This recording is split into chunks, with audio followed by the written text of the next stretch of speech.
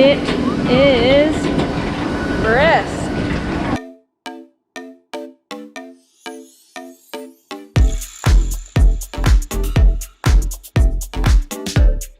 On the last episode, Zach and I started our journey to Antarctica by flying 18 hours around the world to Christchurch, New Zealand. We flew 4 days apart and both filmed our own separate journeys. The last step is flying south to Earth's southernmost continent. Okay, so I'm going to the airport to get on a C-17, which is what they've told me. So it's like a military plane that has like a hatchback, drops down, and you walk out of it. Like it's very different from commercial flying. Apparently they transferred 3 different helicopters on it yesterday.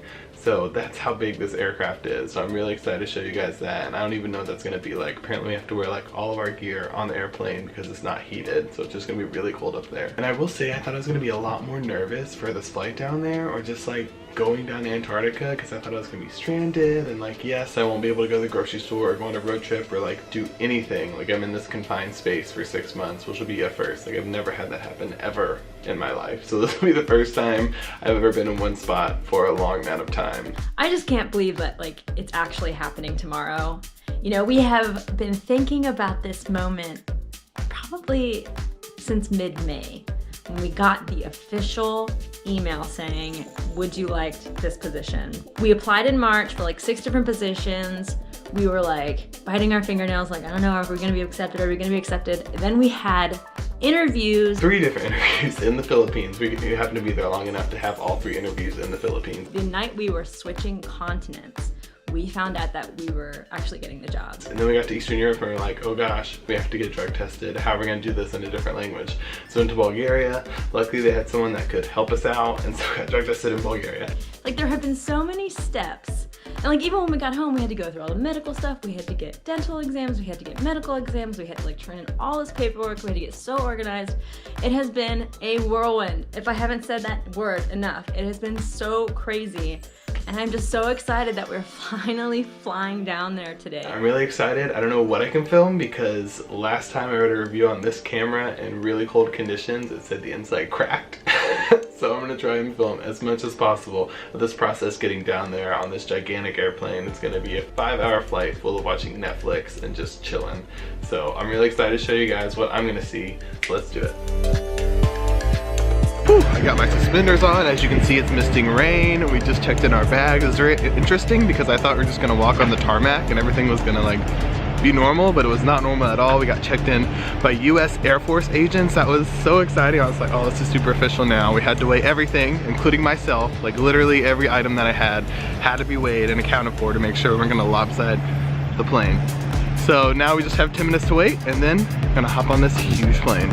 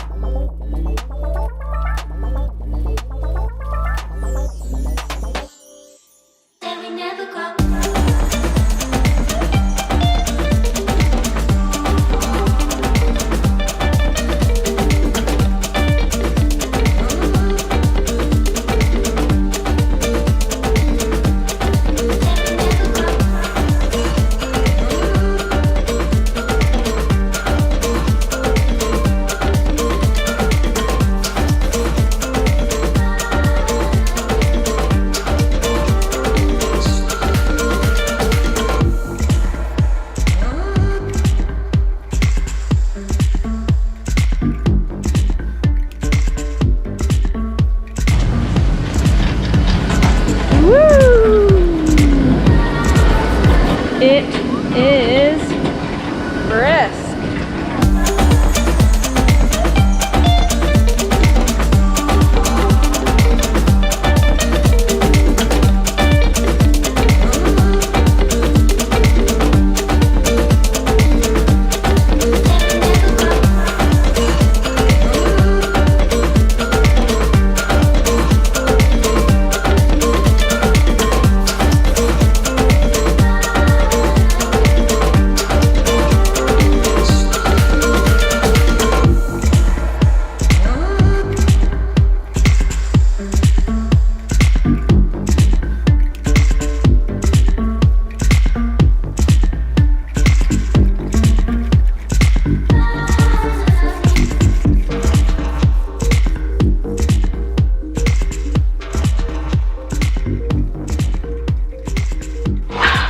Like that, we are back together. We are in Antarctica on the ice. We have made it to most people's 7th continent, but this is our 4th. Yeah. So it's quiet time right now, so we have to be like kind of whispering at you because it's quiet hours at all hours of the day because people are working 24/7 to get their like research done that they need to get done. Yeah. So it's always moving here. So we have to be a little bit quiet, which is great. I don't mind that actually. But we're together. Oh, together. And okay, so we got here. So the plane was crazy. She took a, what'd you take? A 757, which is really just like a regular airline plane, like with the 3 seats on both sides and 1 hallway. Yeah. Yeah, and it was pretty much just like a regular plane, except for the fact that it was flown by New Zealand military. Oh, okay. And it was a military plane. Well, mine was really different from that. So I took a C-17, which is a military plane, which the day before they had packed with 3 helicopters. That's how big the inside of this plane is. And so we just sat on the outside of the plane, and then they had stuff in the middle. That's crazy. And I heard those helicopters came from Texas. So when I got out of the plane, I was like using my GoPro to try and film everything, and like it went pretty far. I got on the bus to get here, but as soon as I got on the bus, it wouldn't turn on again. I think the battery like got too cold. Oh. So when I got here, I couldn't film anything because my battery was completely done. Interesting. Yeah, but as soon as I warmed it back up, it turned on. Oh, so I didn't even film when I got outside, which would You have been didn't? it would have been so cool because I was literally the first person to step foot off my plane. Like they put the thing down, and then it was like, okay, you go, and like it was like walking on the moon because no one was outside. I was just looking at this barren wasteland. Yeah. And I was by myself, but I couldn't film because the camera that you're looking at now would have cracked instantly because it's so cold outside. True. Did you love like landing? Were you really nervous? I couldn't see. Okay. Yeah. Well, I had a window seat, and I was literally just like on the edge, just like, oh, how does this work? How do you land on ice? I was waiting for a while, and they, and It felt like we were descending for a very long time. Yeah. But and then I got out of the plane, I looked back, and they didn't use skis on my plane. They used actual tires. Yeah, because the ice is that thick. Oh. It's crazy. What I heard, they had to use skis, but that was not the case. No, me neither. And I guess you couldn't see, but like I was like, my head was practically out the window. But it was like all these different trucks like waiting for you, and there was like a clear runway. It was jam-packed with vehicles For one plane. For one plane. That's just crazy. in case. I guess like, you know, like managing the airfield, making sure that it's safe to land on and stuff. Like wow. It was madness. And it was cold. It was so cold. When I landed, it wasn't even windy. Like I walked outside to go to dinner just now, and it's hard to breathe. Like my skin feels like it's about to fall off. Yeah. But at that time it wasn't windy, and it was still cold. Man, I got on the plane and it was overcast, so the sun wasn't even shining, and it was wickedly windy. And so like my sinuses, I swear, started freezing on like the 5-minute walk. Not even. It felt long because like everything on my face was just starting to freeze. Oh my god. And I had my sunglasses on because I wanted to look cool and not have like the ski goggles. But my sunglasses had like icicles on them. Yeah, they were completely frozen by the time I had gotten to the bus. It was that cold. When I landed, they said it was negative 18 degrees, but the wind chill made it seem so much colder than that. Because I know what under 20 feels like, because Zach's family's from Minnesota. Yeah. So we've experienced that before, but it felt like so much colder than that. And because it's so dry here, it just like goes through you. Like the wind just goes through you. Like humid air, like yes, it does feel a lot colder, but the dry air just like feels like, you. I don't even know how to describe it. Yeah, because it just goes right through you. I mean, this is a harsh environment that like humans are not supposed to be able to survive in. Yeah. It's one of the driest places on Earth. Everyone thinks that there's like snow and it's snowing all the time, but it only rains 2 inches per year. Like, it's all just snow blowing sideways. It's not actually raining, so it's really dry here. It's crazy. Yeah. Then long story short, then we got on the bus, which was a gigantic vessel. Like, the tires were as tall as you were, and we were just like bouncing along. And the speed limit on every road is 25 miles per hour, so it's like very, very slow, but it let us see like all the mountains and just really take it in, because it looks like we're on the moon right now. Plus it takes 45 minutes to get from the airfield to McMurdo. So it's a long drive, but you go past the New Zealand military base, or not military base, the New Zealand research base, which apparently only has 80 people in it. And so like I learned this as a fun fact. So the New Zealand people, they can come to the McMurdo camp whenever they want. They can eat in our cafeteria, they can do all that stuff because it's only 80 people, only 8 of them. But there's like 900 Americans. So like we're only allowed to go. Are not big enough. Yeah, so we're only allowed to go to their camp to like hang out on Thursdays. Oh. But it's so far. I mean, it's not that far. It's like maybe a mile, but like who's walking that? Not me. It's so cold. So cold. Yeah, and then we got here and they put us like in the training, I don't know, they put us through training, and it was so interesting because Leah got the old training, I got the new training, and mine was like a whole video that was nicely laid out. And it's like, speaking of how cold it is what made me think of this. They were like, you can rent bikes and you can rent skis, and like talking about all this stuff that people do outside, and like they're filming people that are doing this, and I'm just like, I can't even make it 2 minutes to the mess hall. Like, this is gonna be so cold.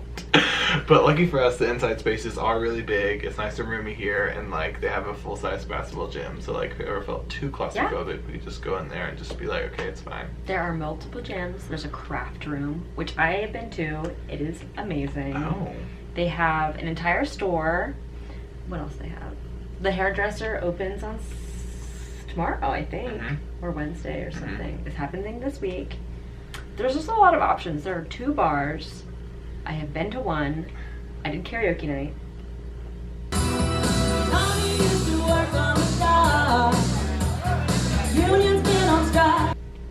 Unfortunately, Zach wasn't able to make it because he got delayed an entire day due to weather. Still in New Zealand, yeah.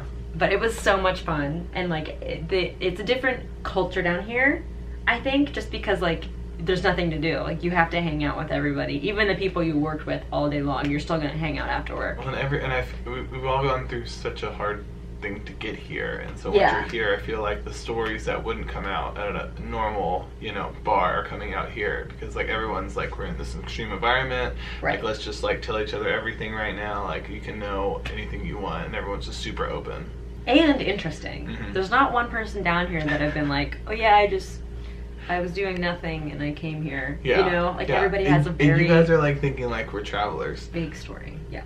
But these people are like travelers. Like, I don't know how they spend less money than we do. We thought we were spending too little amount on our accommodations, but they spend even less. They stay in tents, they go to places we wouldn't have dreamed of. So yeah, they're giving us so many ideas of where to take you guys on like the next adventure, because there are so many things I didn't know about until talking to people that have been here.